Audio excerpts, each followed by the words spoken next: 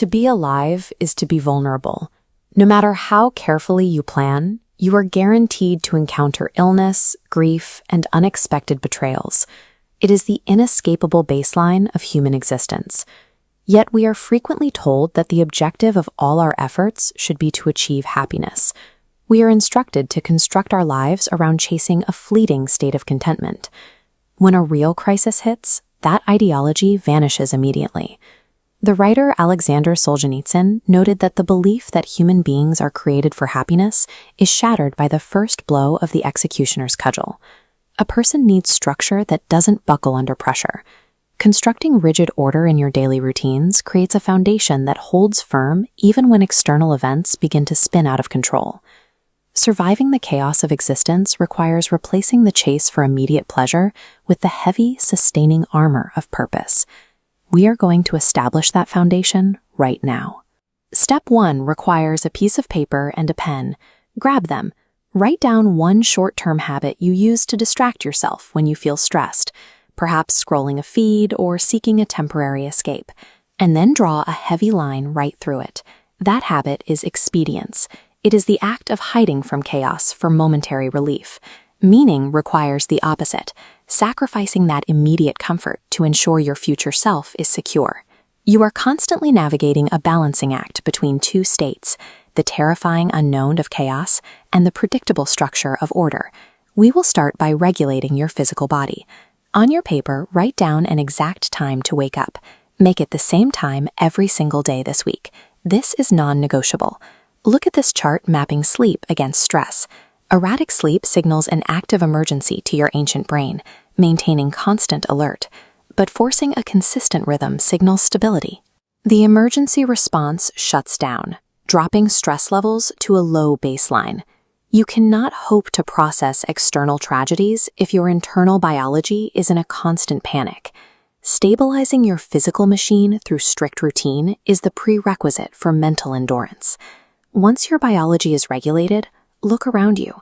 There is a direct link between a chaotic external space and an inability to organize your thoughts.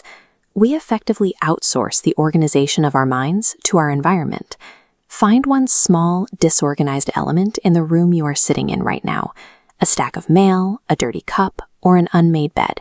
Pause this video and go fix it immediately. Trying to solve all your massive problems at once will make you freeze. Too much complexity breaks your capacity to act.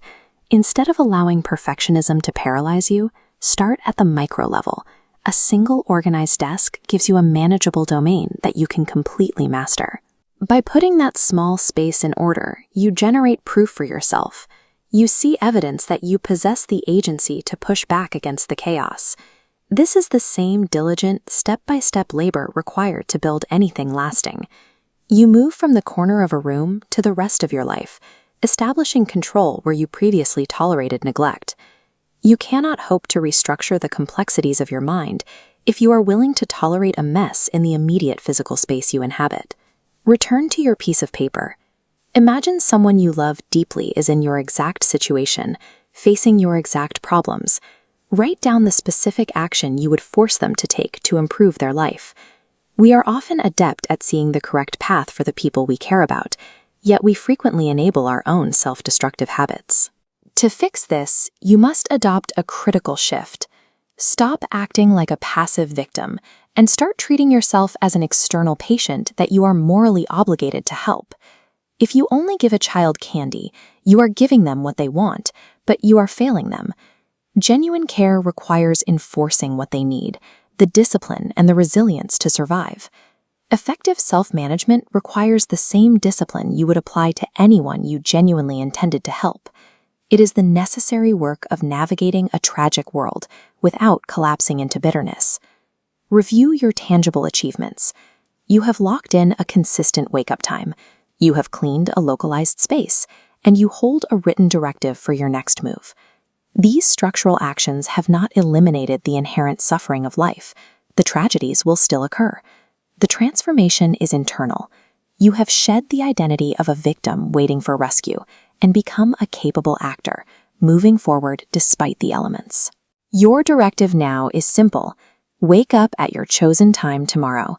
Maintain the organized environment you just created, and execute the task you assigned to yourself.